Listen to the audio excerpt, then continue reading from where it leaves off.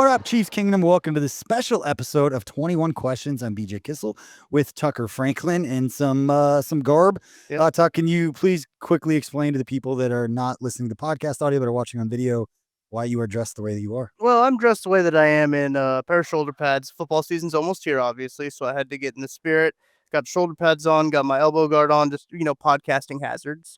And I got the Zubas on because we are here at Dick's Sporting Goods. Yep. Incredible. I am very excited to be out here at Dick's. I'm very excited to be here at Dick's, our new community partners with KCSN. We've been working with them the last few years. Really excited to be here. And honestly, as somebody that we're at the Leawood location we've been working with the last few years, Denny and Grayson and the whole team have been awesome and taking care of us. But for anybody that's been in this store over the last few months, they have a huge remodel going on as they're rebranding to the House of Sport for this location. We are on the second floor right now, which looks immaculate. Incredible. It is incredible. The only thing that's out of place right now is us and that guy dressed up in that outfit. But man, you look awesome. I'm not going to lie. Yeah, I mean, look. You were excited. You got the baseball elbow guard. You got the shoulder pads and the Zubaz. Don't know how much you can hear that on audio wise, but I'm smacking the shoulder pads, getting hyped up. Gotta get ready for the podcast, We got the podcast again. We are recording this here at the Dick's new House of Sport in Leawood. It is grand opening with all of the remodel being done September 12th, 13th, and 14th. They've got all kinds of activations going on. They're going to have player autographs, giveaways, prizes, all kinds of cool things.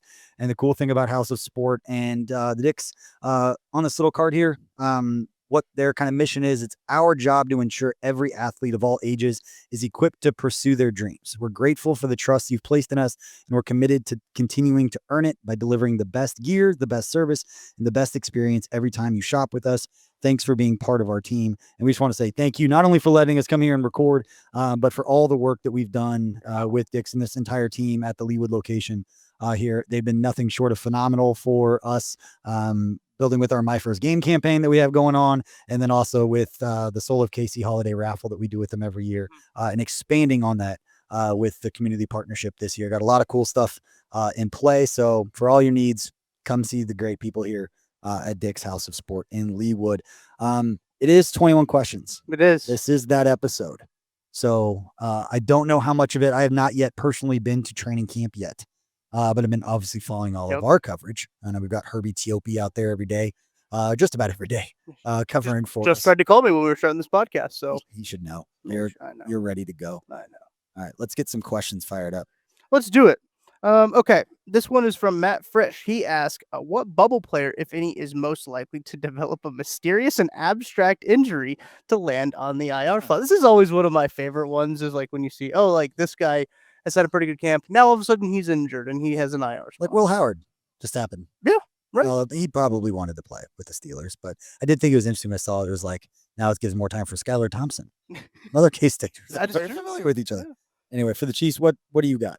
I think Jake Briningstool might be that guy. He has had a good camp, but then all of a sudden one day he popped up with a knee injury, and it's been slowly getting back into it. I think he was back out there at practice, but one of the things where it's a guy that you spent a lot of money on a UDFA. You gave him a lot of guaranteed money.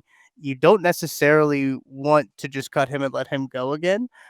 So Bob Tunyon has played really well also in the tight end room. That tight end room is getting full. So it might be one of those situations where you're like, all right, hey, maybe how bad is that knee really? Like, how bad is it really? Maybe you need to get it cleaned up a little bit. One of those wink, wink, nudge, nudge type deals. And it could be in that situation, they want to keep a guy like that on the roster, but their tight end room is starting to get a little bit full. That could be a guy that could be a candidate for one of those things. Yeah, I like that. I always just look at the rookie draft picks, like who's best chance to not make the team. I don't want to waste the draft pick on a guy who's not going to make the team. Right. So what do? You work them so hard they get small tissue injury that's going to put them out for an entire year. Core muscle injury, like Sky Moore last year. Yeah. There have been some over the years. Good question. This is a good question here from Yellow Jerseys Lone fan. Seamus apparently the only fan of the yellow jerseys. Interesting. On your own there. Yeah. He knows. He's the lone fan. And he understands. Who pronounces names better, Craig or Seth? Both notoriously bad name pronunciators. Oh man, it's a tough one. I enjoy Seth doing it because it's just like playful. I think Craig actually tries to get it right, and it probably kills him a little bit when he doesn't get it right. Craig had a good one on Monday. I can't remember what it was, but he did have a good one.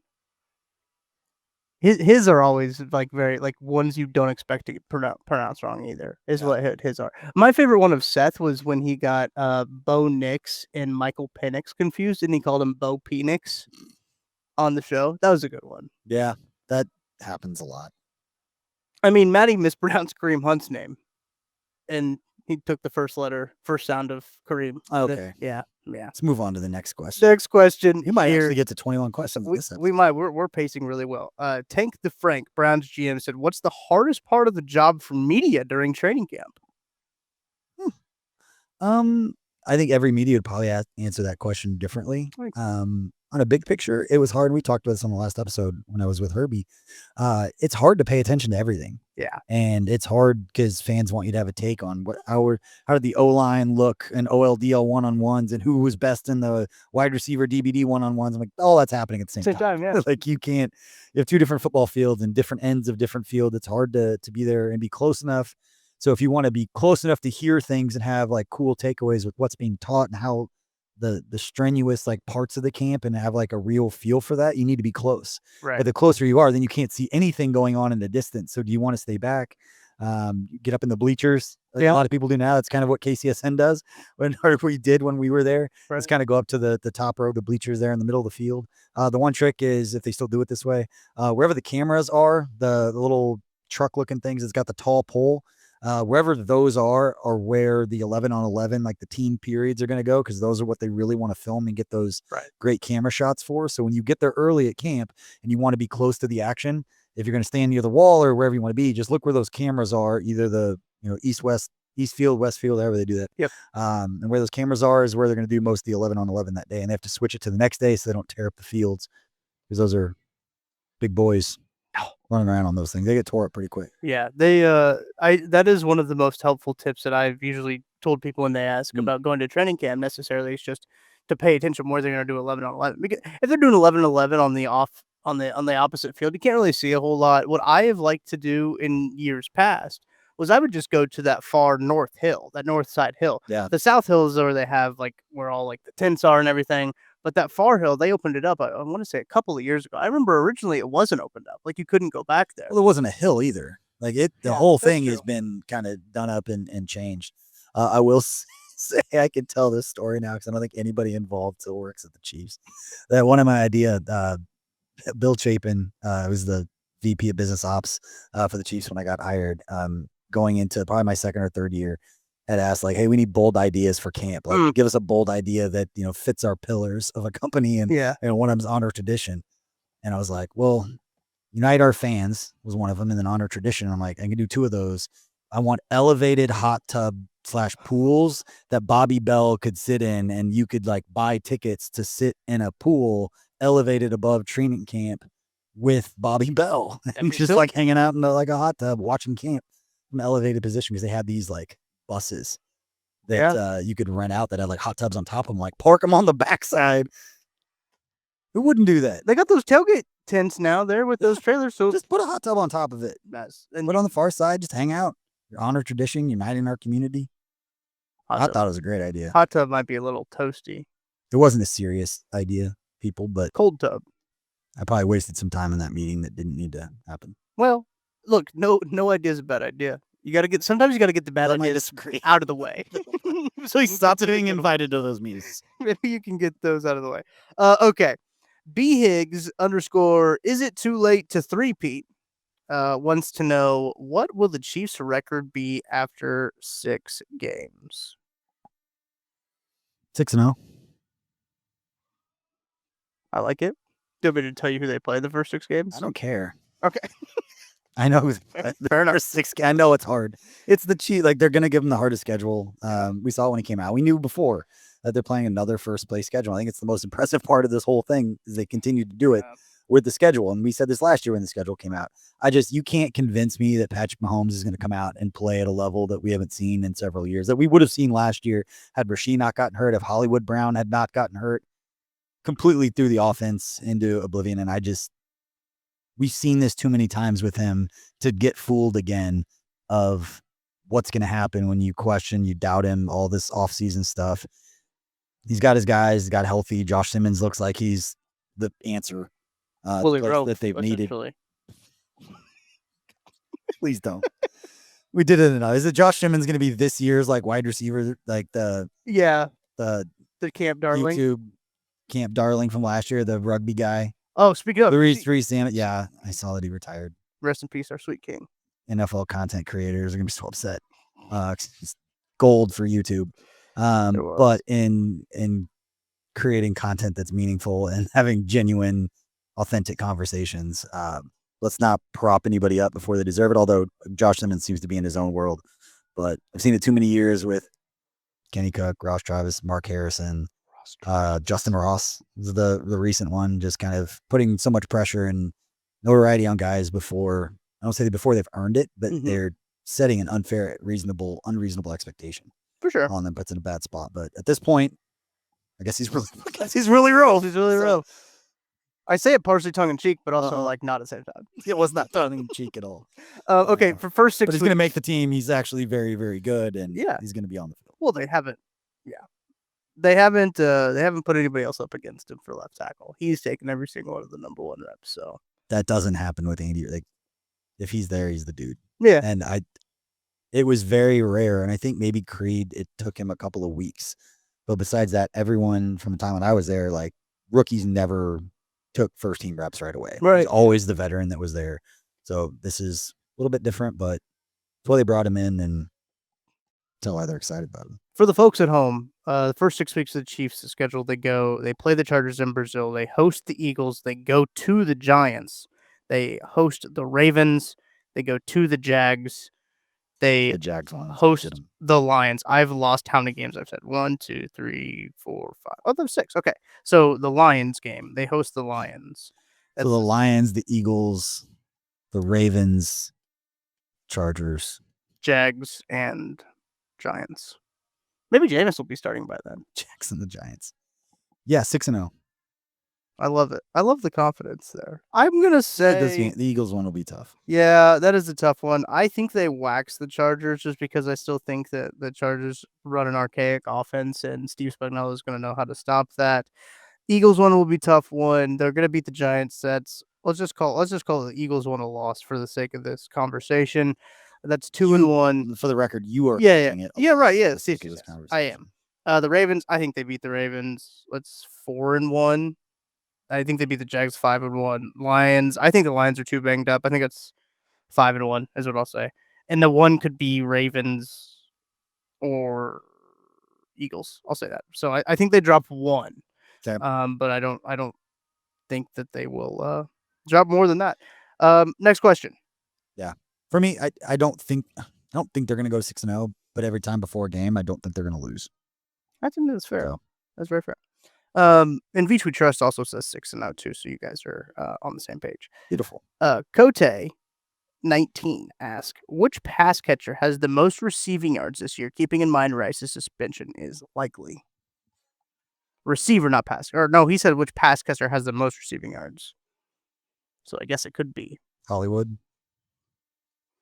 It's either Hollywood or Rasheed. It just depends how many games he's suspended for. Xavier Worthy's got to be up there though too, I think. I think Xavier Worthy becomes like the really annoying fantasy guy where he's going to have games where he has like 150 yards, 4 catches and 3 touchdowns, and then he's going to catch 4 passes in the next 3 games. Right. I think it's fair. But it won't, I don't think it'll be Travis. I really don't think it'll be Travis. No. It should be 5th or 6th option. Right. Like, and that's nothing against him. He's a very good one. But I don't think they need to run the offense. I think it's going to run through Rasheed, Hollywood, and then Xavier's kind of like when he's open, he's wide open, and they're going to take their shots with him. But I'm excited to see 3 guys that are athletic, that can get open physically in this offense, who know what they're doing with a healthy Patrick Mahomes and a solid offensive line. That's a recipe for 5,000 yards, 50 touchdowns. Yeah, I think it's trending in a spot where like it could be really like this could be a really legit year from Patrick Mahomes. I don't know if you saw the clips come out of training camp on would that have been Monday or Tuesday actually. Monday they're off.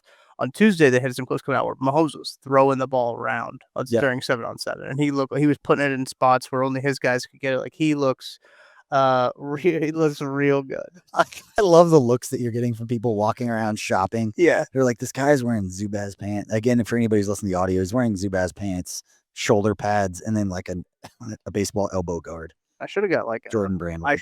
Jordan. You got also new. You had a different pair of shoulder pads on to start. Yeah, I did. They were youth pair shoulder pads. They were the only one with the back plate, and then they were a little too tight on the old chest, so I had to pull the trigger on those. Get some bigger ones. Good news is that everybody here at Dick's is egging on. They to did do this. They wanted me to do it, so gotta get. Lucky you're not wearing the Guardian helmet.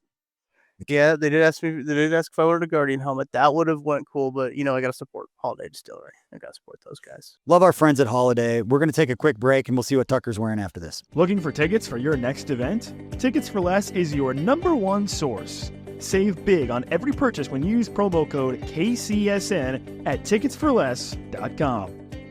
I'm BJ Kissel, founder and CEO of KC Sports Network.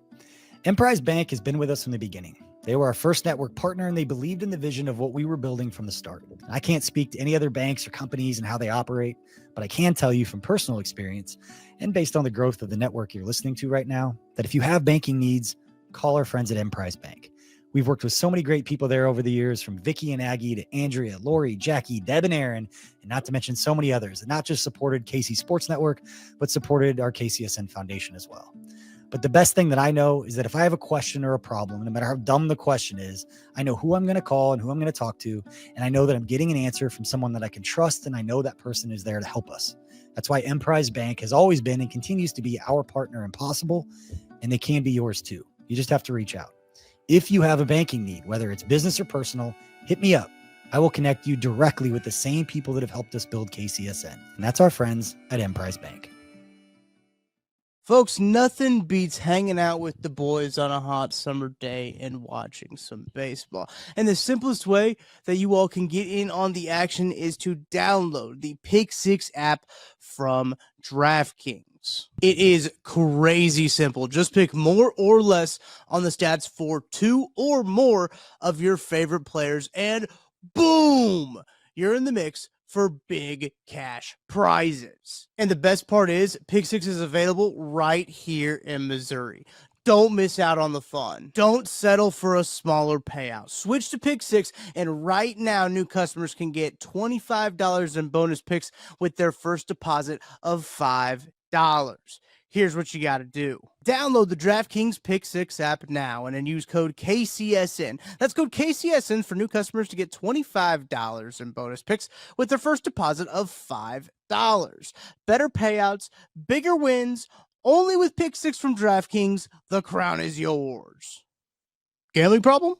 Call 1-800-GAMBLER. Must be 18 plus. Age and eligibility restrictions vary by jurisdiction. Void where prohibited. New customers only. Minimum $5 deposit. Bonus picks expire 168 hours after issuance. For additional terms and responsible gaming resources, see pick6.draftkings.com/promos. Welcome back to 21 Questions here on KC Sports Network. BJ Kissel and Tucker Franklin. And right now you are looking at the newly remodeled Dick's Sporting Goods in the Dick's House of Sport here in Leawood. New community partners for us here at KCSN. And you're looking at the brand new second level, the golf area. They've got the golf bays. They've got all the new setups. So if you need golf equipment, whether it's for our golf tournament, coming up on Monday, August 18th out there at Creekmore, whether it's for your own golfing needs, our friends at Dick's House of Sport have you covered, and we appreciate them. If you happen to be a golf pro and are looking for an extra job, they're looking for a golf pro right now to take over this beautiful area back over here. So get in touch with our friends over here, and hopefully we'll see you out at the tournament. They'll be sponsoring the par threes. They'll have a team out along with our friends at Holiday and Boulevard Breweries chipped in with some donation with some beer that we'll have out there. So we'll have tacos, bourbon, beer, tacos for life, all kind. We got a lot of fun stuff with the golf tournament. Trust me, there's a lot of cool stuff going on. Very excited for the golf tournament to get here. You always have a good time, and you are where I teased it before the break, but unfortunately for anybody who's super excited, you're still in the Zubaz, the elbow guard, and shoulder pads. They said I probably couldn't put anything else on without buying it. So that's where we're at now, and I guess that means I get to keep everything I'm wearing. All right, let's keep answering some questions from our subscribers. This question's from Kent-KCSN. He wants to know what your favorite part of the KCSN golf tournament is. When everyone takes off and it starts. for me personally. Yeah. It's a lot of work. And you know this because every time you talk to me, I'm scrambling to do something different. Anybody's put on a golf tournament, just a lot of little stuff. It is. It's never super difficult. It's just a lot of things to think about and coordinate with all the different partners and different people that want to help and all the stuff going on. So my favorite part is when all the carts like drive off in the tournament. 'Cause I don't plan it. Once they all drive off and I know it's started and everybody's been fed and everything's working and everything's set. Everybody can then go have a good time and it's out of my hands is a very good feeling. Yeah, that is. I just always like talking to the different people in the groups that come by too, and just we talk about this a lot. Just basically, kind of, when we're doing this right now, we're looking at a camera and a computer, but then like to actually talk to people who like listen to this stuff is something that's really cool and really something that I don't take for granted. People that come out and support us and get to talk to them. So that's Yeah. my favorite part is talking to everybody and just putting names to faces and faces to names too. So like you see them come across the screen, you're like, okay, I know who that guy is. But Yeah. that is one of my favorite parts of the tournament as a whole. Beautiful. All right, I'm trying to scroll. Okay, Chief 8120 wants to ask us a question. Says, after listening to you and Verderam talk about the Hall of Fame selection steps, there's a lot that goes into this. I don't know if you know that. We covered it pretty good amount because I had no clue. Does it shock you that Matt knows everything about the Hall of Fame selection? Okay, that didn't either. What do you think players wait to retire to try to control when they're eligible? Like Rivers just retiring this year after I thought he had a couple years ago. Is he trying to separate from Brady or others?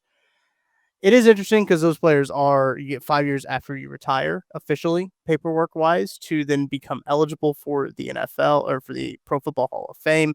You go into the pool of modern era players. You have 20 years, and then after that, you go into another pool of every other player that then you can get selected from.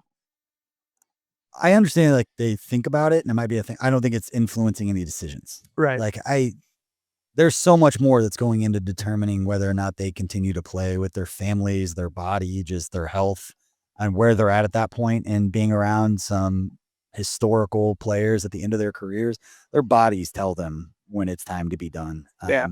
So while it may be like an added bonus or it's hey, you get to go in with him. I thought a couple years ago, like Travis Kelce, like he'd be done so he could go in with his brother. They could go in as the first set of brothers going in at the same time. But that obviously not the case. And there's a lot more that goes into it. Plus there's also the thought you want to kind of give you your own time, Right. For the two brothers. So I don't think they're influencing decisions, but I say that and then somebody's come out and be like, yeah, I didn't want to go in the same time Brady did because he knew. Right, because he's going to be a first ballot, and how many of those guys? Like the selection process is crazy. I didn't realize how many like different rounds and like how many in like the pool. So like you can vote for Eric Berry right now. If one of the Hall of Fame voters is like, I still want Eric Berry in the Hall of Fame, he can still make it down to the finalist, even though he's not wouldn't be first ballot. There's a lot that goes into it. Then they have like the I don't know what the proper term is, but basically like the old school candidates too that you can get in. And coaches are only actually eligible 1 year after they retire. I didn't know that either. So Didn't know that. Belichick is now eligible for the Pro Football Hall of Fame because he's not an NFL coach anymore. So he could, come back and coach again in the NFL as a member of the Pro Football Hall of Fame. So that'll be interesting how the 2026 class shapes out. There's a lot of good ones. Needs to stay in the news is what needs to happen. That is true. So. Look, his girlfriend good at PR. I'm interested to see what happens on North Carolina football. Yeah, me too. Speaking of interesting things, Corey, quote, a little stitious, wants to know, what are some unexpected challenges you faced in starting your own sports media company? No. Having no idea what I was doing. It's a little unexpected, yeah. Besides that, you can know content. And you can know people and know the industry from your perspective and how it all works. But running a company is completely separate than whether it's a media company or any kind of small business. There's all the business related things that pop up in running a business that had no experience and no idea what we were getting into and probably wouldn't have started had I know all the things that I needed to know to start. You just kind of start and hopefully, and you're surrounded by great people, which luckily we are. And we still are. And we were back when we started, there were great people around that gave some really good advice that we trusted. But yeah, I think it's the unknown. You just kind of I always people have asked me before, like, how's it been building it? And I don't know if have you seen the movie The Martian? I don't know if I've ever told you this this reference.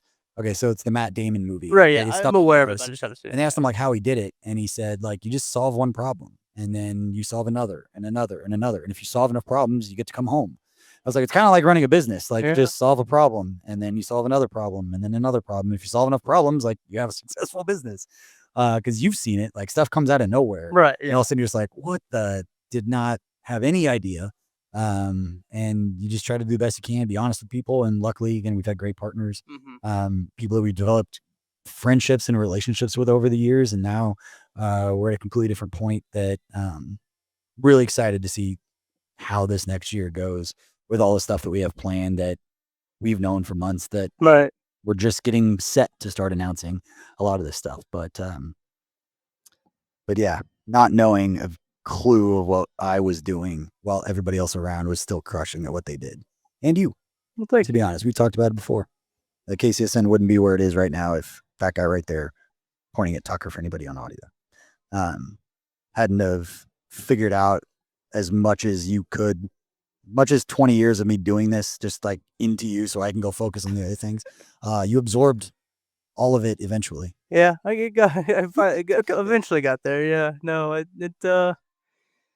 it's one of those good things too. Now we're in a spot where it's less of just like I guess checking boxes and more creatively thinking about stuff. Yeah. So So you it didn't know what matters. you didn't know until you Till I it- didn't know it. right. Yeah. Like you do it and they're like, oh, I didn't know how to do that. Yeah. All right, let's figure this out. Yeah.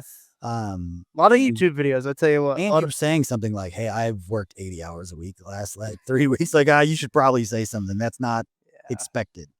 So speak up on those things. And now it's a well-oiled machine. Oh man, it is. I mean, we're humming here. We got all kinds of stuff ripping and rolling ready for you guys. I'm super excited. But Lee87 wants us to predict the ultra cool moment no one saw coming from this upcoming season. He said, for example, like the Broncos blocked field goal, the Raiders botched snap, Phillip Rivers fumbling Mahomes magic. What do you think? What is some super crazy storyline that we'll be talking about of how the Chiefs win a game? I do always enjoy the Raiders just wetting their pants storylines. Those are always fun. Yeah. It's going to be like Geno making some crazy dumb decision because that's not what he's known for. Right. It's like the opposite of like Geno's smart, takes care of the football, can run Pete Carroll's offense. They're friends.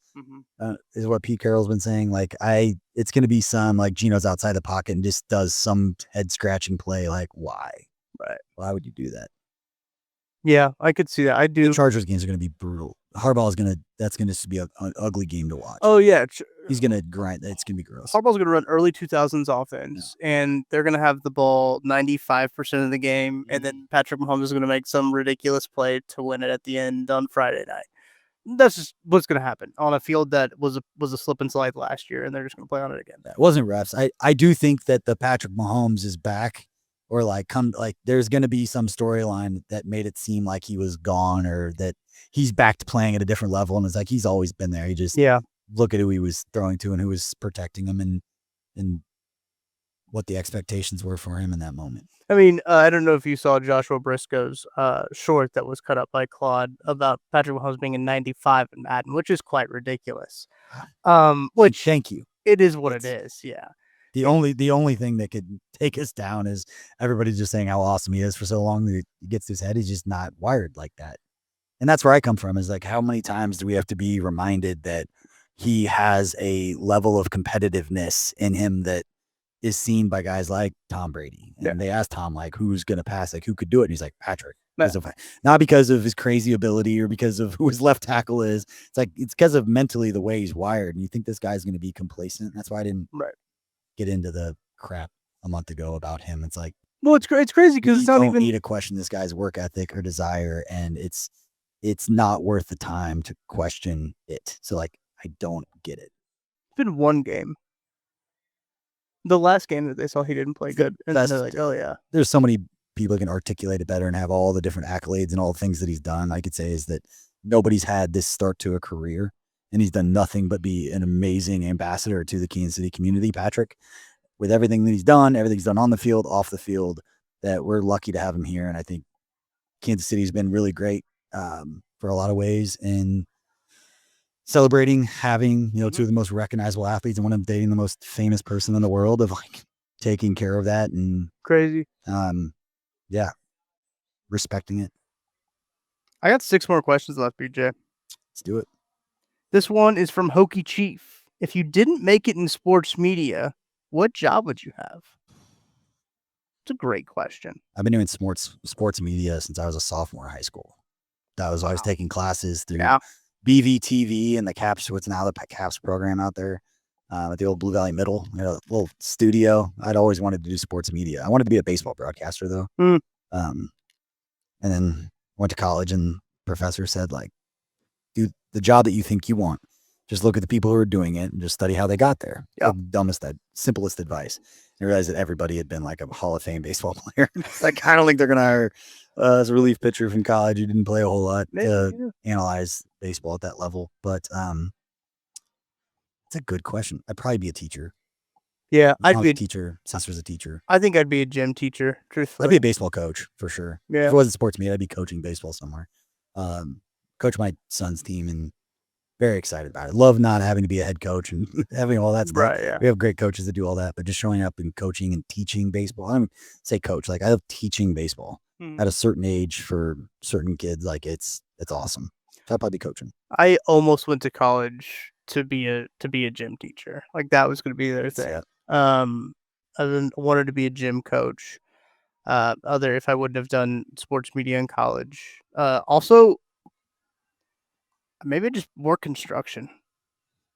Maybe I just have a blue collar, maybe be a plumber, electrician, maybe. Not electrician. Just be outside.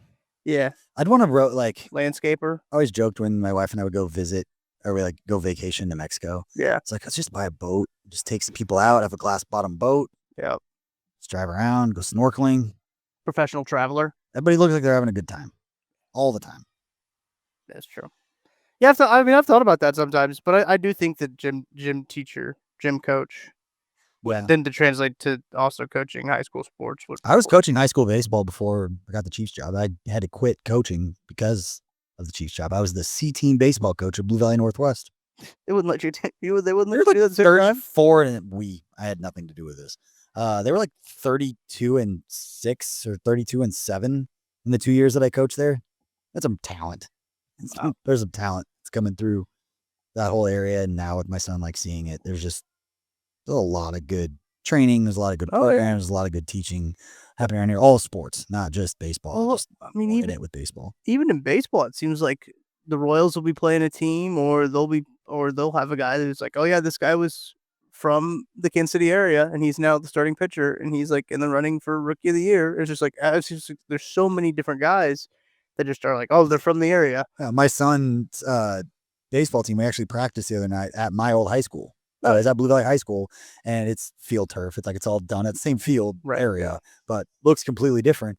Well, then it's got Will Brennan and Ryan Stanek's name on like the wall, and it's like these are the build statues of these guys. Like they're currently Major League Baseball players. Yeah, and like back when we played, there were maybe one guy from the area within like that generation. That played at that level.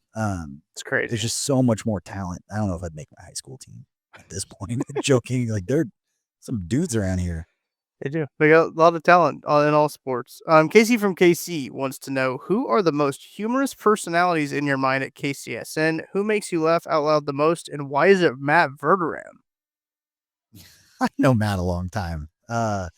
Honestly, because I never know what you're going to say or what's going to come out of your mouth.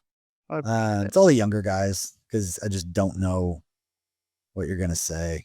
It's kind of how Briscoe is. Yeah. Just never know what's going to come out of his mouth. Briscoe is very funny. It's between Craig, Seth, and Matt, like knowing each other for 20 years. No, 15. I don't know. 2008, 9. How long ago was that? 17. Yeah. Lord, yeah. My sister was born in 2008. Can you believe that? And she's junior in high school. What year were you born? I was born in 1998. Yeah. I was on a high school state championship football team. Yeah. I was a punter. Not football. But now there's people saying that people born in like 19, and if you're the kids now are saying if your birth date starts with a 19, you're old. So I got people calling me old. I mean, I'm 27 now. I mean, I'm getting up. You're a veteran. I'm a seasoned vet now. It's uncharted territory for sure for me. That but is also funny when like they interviewed Xavier Worthy and like, so you're a veteran now. I'm like, he doesn't act like a veteran. no, it's Like not. the second year players don't have veteran status in the locker room. Crazy. Matt is very funny. I've enjoyed getting to know Matt Verderam a little more than I had known him previously. Because it was just kind of like, yeah, you guys are gonna do a podcast. Outside the Trenches became that football show. It was. And he's in. Shout out Nick. Hope Nick's good. Yeah, I hope Nick's doing well. I've talked to Nick in a bit. I talked to Brian Haney the other day, or Handling. Yeah. I would get, the K as Handling or Haney. Just But about Will Howard. Big Give B. his thoughts. Big B. I talked to Big B the other day. He's doing good. I need to reach out to Nick. But yeah, no, so Outside the Trenches then turned into that football show because at that point, both of those guys were. Nick and I were done. You and Nick were And done. Brandon or Brian. Brian was, I think he was only there for a year, right? Yep. And then you and Verder have been talking about doing stuff for, I think a little bit has been brought up at least. Yeah, Him doing he's stuff just another one of those guys. Like, if it makes sense to do stuff, like let's do it together. We've known each other for long enough. Yeah, and it did. Yeah, it worked out. That's great. I just think about the dinner we had at the combine. Or just you have Matt a question, you're gonna get an answer. Yeah, he's not gonna sugarcoat it. You're gonna get a take. That's what I love said, about him. I would love to have like an AI program that transcribes your shows and see some of his takes written down. They just hit different. Maybe some quote graphics off of some of Matt's. Is he like, that's the worst player ever, or the dumbest decision ever? Well, see, here's the thing too. People absolutes. Yes, people ask about our show, and it's just like, oh, how do you guys prep for it? It's like, we really don't. We just talk, and like that's what I think makes it so cool, right? But like, I don't know like what the title of the show is going to be until I hear Matt say something. I'm like, oh, I can title it around that take right there. That's a skill. It's a nice skill. But his ability to be able to say something like Joshua Simmons has the most rookie hype since Patrick Mahomes, I'm like, I can work with that. Thank you, thank you, Matt. Like I can do that. He doesn't know that. Those takes just naturally come out. They just yeah. No, it's impressive. I do love Matt. Justin Ross. Matt is very funny. Josh is very funny too. Those are probably the two funniest in my mind. Is Josh? I think Josh is incredibly naturally funny. It's Joel Prestel. Joel is actually very funny. Joel talks. Love Joel. Shout out Joel. Runs social media. Okay, 3 more. 2 of them from Cote. He wants to know which position group is the thinnest and which is the deepest. Deepest is interesting. Defensive end is sneaky thin. I think you're like an injury away from being relying on Malik Herring for some real life snaps, which they've done it before. We did that in the playoffs. They've done it before, but I think ever since the inception of this network, we've talked about how they should add another defensive lineman or defensive tackle or defensive end, whatever, along the defensive line, and they just like haven't, and it's been fine. So they've won a couple Super Bowls since then. So like Derek Nottie back. What do we know? I do think cornerback is also one of those sneaky thin positions because of Christian Fulton injury right now. We don't really have an update on his health and how that's going to go when he's going to come back. So you're basically at the same spot you were at the end of last year.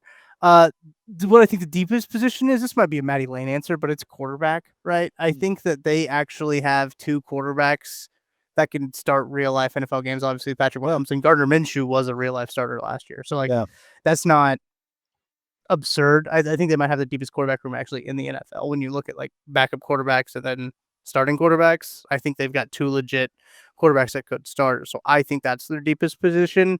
Running back is also a bit thin. Truthfully, I think offensive line's pretty deep. Yeah. When you start to look at the tackle situation, the way that they've set themselves up with the Joshua Simmons pick, with the way that Jalen Moore's been playing on the right side, now Wanya Morris, they've got tackles. Like they've actually got guys there that you feel comfortable with. Yeah. That's something you haven't been able to say. So I think the offensive line has gotten a lot deeper. I would have said offensive line because we spent so much time over the last few years talking about offensive line. How they've, not saying that's the answers, but they've put the resources where they've needed to solidify that in a way where, again, doesn't mean that's going to work out. It's where you can't go with revisionist history.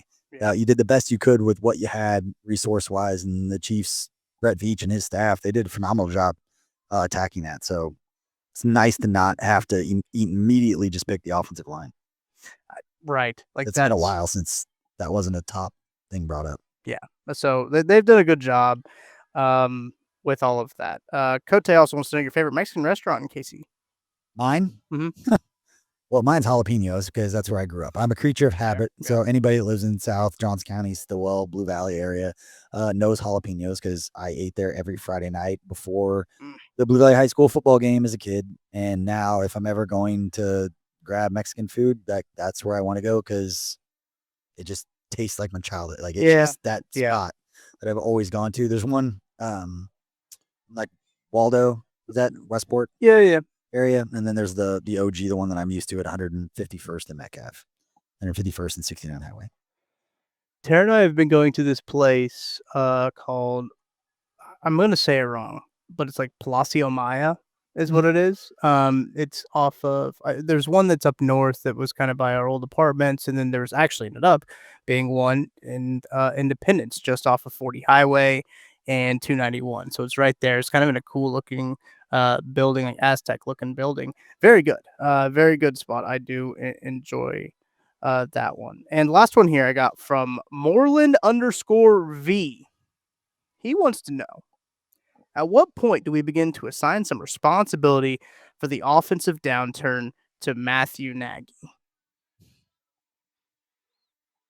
When Andy Reid's no longer the head coach and there's not other answers. I know everybody before that it was Bieniemy. It's like, let's blame Bieniemy. And then when it wasn't good, it was like, oh, well, Bieniemy's the reason that it's not good. Like it always starts and ends with Andy Reid. Like let's be honest. There's a reason that it starts, and just leave it there. It starts and ends with Andy Reid. Not to say that there are other people aren't around and helpful in certain kind of ways, but if the offense is functionally not doing well, it's on Andy Reid. Correct. And everyone who listens to the podcast or familiar with the Chiefs, you guys know that Andy Reid is an offensive guy. He loves he has his offense, he has his thing, and he calls the plays. And maybe you don't know that he calls the plays when you see it, but you'll see on the sidelines, maybe Matt Nagy is also talking into a headset at the same time. Matt Nagy does have the direct line to Patrick Mahomes, but the play calling process, Andy Reid is telling him what to say to Patrick Mahomes. Perez Taylor did a phenomenal story in like 2014, 2015 about this, where they went through the whole machination because Andy Reid will call out the play, and then Matt Nagy has to add the formation, the hash of where the ball is located, and set the direction. And so, like, Andy Reid's calling the concept, like the play, but then all the details of it is being relayed through the offensive coordinator, and the backup quarterback is hearing everything, as where Chase Daniel had shared at times where he'd listen, he'd be like, no, that was wrong. Something was entered incorrectly, whether it was Doug Peterson back then or whoever it was. Sometimes things get missed. So that's why the backup quarterback is listening to it. So yes, they're relaying. There are times in which red zone or 2-minute situations will be handed off. Andy Reid famously said the year that they went like undefeated after the Pittsburgh win in like 2015 or whatever, like Doug called all the second half plays in that. I don't know. You never know what's true and what's not. He's just going to say that somebody else called him when it was good because it's Andy Reid. Right. But the offense, it starts and ends with Andy Reid. He's the one calling plays again. There's sometimes situationally, and I think in preseason, he'll let maybe Nagy call some plays in the second half of games, and he plays it pretty tight to the vest. And if the plays are not called well, they're on him. And if they are called well, he'll generally give that credit out, which is why he's one of the greatest football coaches in NFL history. And that you won't find people saying negative things about him because of the way he 100%. handles all of this stuff. So it's like LeSean McCoy was the only one that said anything negative about him, and everyone was like, all right, buddy. And then he backed off of that after a while because he's like, maybe we're washed or whatever. He didn't say that. Well, he was washed. Do you know? Le'Veon Bell wasn't super thrilled either. So there's always older running backs. That he is left. true. He wasn't real happy. I've been doing this random Chiefs Twitter series, right, where I've been tweeting out the random Chiefs players every day before the season. A couple of them need to be a little bit older because I think I saw one of them where I was like, that guy's not random. I talked to that guy. Did Chris Jones the other day. Very random. Crapfonzo Thorpe, remember him? I do. That was today's. So shout out to him. That's a Craig Stout poll, by the way. He told me that one. For Potty P Tua. That's always a good one. Whoa. Yeah. But I've been getting acclimated with some of those random chiefs, and Chase Daniel was actually the first random chief to respond to a random chief post. He responded to you. He said, "Haha, nice." Shout out Chase. Shout out Chase. All right. We have any other questions? Or is that it? That's it. That's all of them. We did 21. All right. Well, On the we have a few minutes left. What would you like to chit chat about? dot. Everybody's still hanging out on the show again. We appreciate our friends here at the Dick's House of Sport in Leawood. The grand opening September 12th, 13th, and 14th. They have all kinds of player activation. They're going to have players here and athletes doing signings. They're going to have giveaways and prizes and all kinds of cool stuff. Again, September 12th, 13th, and 14th. Same weekend as the first home Chiefs game against the Eagles. Great timing. Should be a good time. It'll be after our second watch party. We have a lot of events coming up. That has been announced too. We did announce that today. Yeah. So for anybody who's listening still, we've got 3 events coming up. We have the K-State, Iowa State watch party. That game is being played in Ireland. If you're a K-State fan and you want to come up and hang out, check our socials. You can get links to sign up for that party. We're also doing a college football watch party on September 6th with Matt Miller from ESPN. He's coming to hang out. That's the day of KU Mizzou. So we'll be up at the distillery. We'll have food, drinks, all the stuff. Should be a great time. And then obviously our golf tournament coming up on Monday, August 18th. Yep. That is at Creekmore. A lot of cool stuff planned. Like I said, shout out to Holiday Distillery and Tacos for Life, being the 2 presenting sponsors, and then Boulevard, ThrottleNet, Dick's Sporting Goods. A lot of cool stuff planned. I'm excited for it. It's new location too. Like that's the other part of it as well. Like I'm excited for the new location, the new course. Hopefully we get good weather. It should be fun. Yeah, we'll see. We should be getting pretty close to knowing that, right? Of like having at least a little bit of a forecast. 10-day forecast would put us at the 16th, so not quite. Yeah, but 10:30 check-in, noon shotgun start. I just hope it's not super, super hot. Yeah, it's hot, but it's manageable. Yeah, it's gonna be hot. It's August. I'm just glad that Boulevard chipped in. We got the beer carts, so you've got a responsibility. Let's go. That man will be driving one of the beer carts. $100 for a shotgun. That's not true. For the kids. Just for the kids. All right. Let's end the show. You have one question for me. I'll have one question for you. Okay. What storyline at the end of this? You can't ask me the same question. What storyline at the end of this Chiefs season do you think that we're going to be talking about that we're not talking about now? Like, what's a top 5? Like, end of it's like, I can't believe Jalen Royals had that kind of season, or something like that. You can't take that one now. No, I think that's really good. I think what we're going to be talking about is this defense. I think is being a little bit underrated. I think there's been a little bit of pessimism when it comes to this this defense. And I think they're going to perform a lot better than what people think. Yeah, they've brought back Nick Bolton. They have Charles Omenihu. I know that the defensive line is a lot of the same pieces, everything like that. We got to talk about the quarterback depth, maybe not be as deep as you would like it to be. But I do think at the end of the day, this defense is going to come through. And they've shown the ability to perform at high levels. And if this defense performs at legitimately just like an above average level, and Patrick Mahomes is Patrick Mahomes, like there's no reason to think this team won't be in the Super Bowl again. Love it. Now I got to think of a question for you, don't I? If you had to get one thing in this whole entire Dick's House of Sports here, what would it be? One thing. I mean, there's a lot. Pants you're wearing right now. So I'm gonna go grab my own, so that doesn't count because that's actually gonna happen. I'll be getting some Zubaz. Honestly, probably one of the kayaks that we saw earlier. The kayaks are cool. They got a rock wall over here. You see that? They did. They had a rock. Yeah. You joked. It used to be on the other side back when I was a kid. It's called Galleons. They had a rock wall, but it was over on the other side. I was joking. I used to work at Galleons when I was in high school in this same building. And right where we were sitting is right about where the basketball goals were located. And we worked on commission.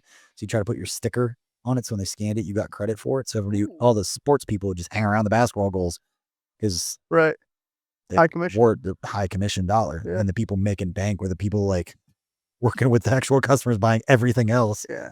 That makes sense. But yeah, no, this is a great spot. And speaking, we're obviously here at Dick's, and to finish it up, because again, come visit if you need any kind of sporting goods, like their House of Sport, this remodel. Oh, it's again, insane. the first level should be done in the next few weeks at the end of this month. before their grand opening with the remodel. But they've got the batting cage. They've got, like you said, the rock wall. They've got all other kinds of premium services. If you need your glove restitched or bat retaped, same thing with golf, fishing line help, anything that you need in sports or outdoors. They'll break your They'll gloves in take care. too. They're breaking gloves in earlier. It's kind of like a full service spot. And on top of that, they're also these leadership that we talked to here. Like, they're phenomenal people. Yeah. We've worked with them for a few years now. And like I said, we're excited to announce they're a new community partner for us. I'm going to be doing some more stuff with our foundation, giving back to the community. And yeah, we see very similar in what our role is with the community and what we do with the network. And if you've been listening or paying attention, you know that, and that's important to us, and it's very important to them. So it's a great fit there. Yeah. But yeah, I The youth sports stuff. I would that they take do the is a lot. kayak. The kayaks are good. Sorry, I'd definitely take that kayak and go over to like Lake Olathe and try to drop a few pounds like you have, dude. You're looking good. Thank you. You were saying that earlier. Yeah, whatever. It's fun. Appreciate it. Yeah, no, I do think that like the golf bays over there too. They got a huge golf section. I know we talked about that a little bit earlier, but like their golf section is massive. It's really cool walking in here and just kind of seeing how everything changed. It was like It was a focus on the remodels, the golf area. Like, This you is come up, really you can cool. tell Yeah. that they put a bunch of emphasis into that. And we'll have people out from Dick's out at the Yeah. golf tournaments. If you're listening and you are coming down to play in a couple weeks, excited to see it. But thank you everybody for listening and watching. If you hung out again, it's almost here. You guys have been talking about it for so long. Network's been talking about it for so long. We got some really cool stuff planned as well. So come hang out with us at the distillery for one of the events coming up. If not, the golf tournament. And after that, we'll have plenty more events. Should be a good time. A lot of cool stuff planned. With this gentleman as well. So we appreciate everybody for hanging out. For Tucker Franklin, I'm BJ Kissel, coming to you from the Dick's House of Sport in Leawood. We'll see you later.